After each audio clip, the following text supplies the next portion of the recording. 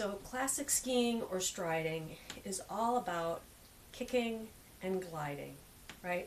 So we're gliding on one foot, we want to kick our wax, kick off that foot, and glide onto the other foot. What most beginners start out doing is what I call sliding. They're not really gliding, they're just sliding, kind of just sliding their feet back and forth. And you can get around that way, but it's not very efficient, and it's a lot more fun if you can actually get some glide out of it. In order to do that, it's really important where you put your hips. So when I want to kick, I want to set my wax, you know, the ski has a bit of a curve to it, and I want to flatten it out so that my wax or my fish scales or whatever I'm using to kick can contact the snow, get good contact with the snow.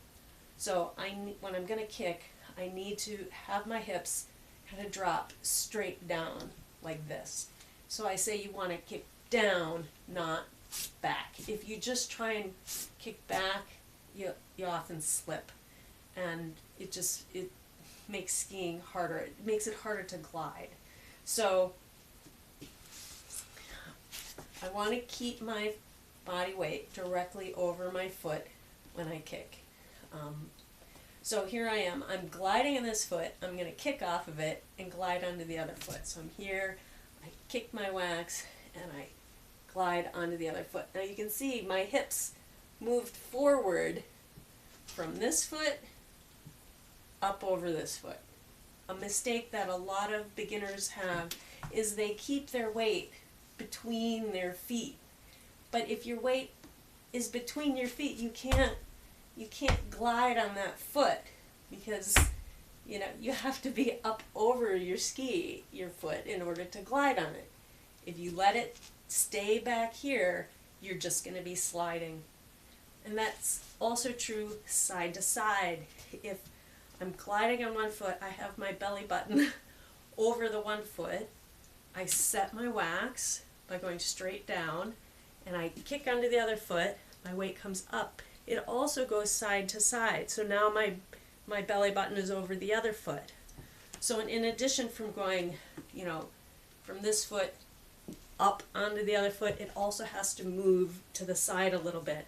So I'm here, I'm gliding on this foot with my belly button here, and I kick and I glide, my hips move over, and now my belly button is over the other foot. We call that weight shift.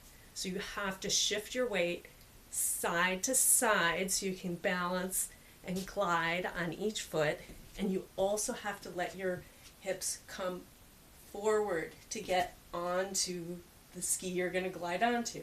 I'm gliding here, I kick down, and I come and I kick and I let my hips come forward, so now I'm over this foot and I can balance and I can glide away. So to go from sliding to gliding is all about getting your hips directly over each foot that you want to glide onto. This foot, and then this foot, and back again.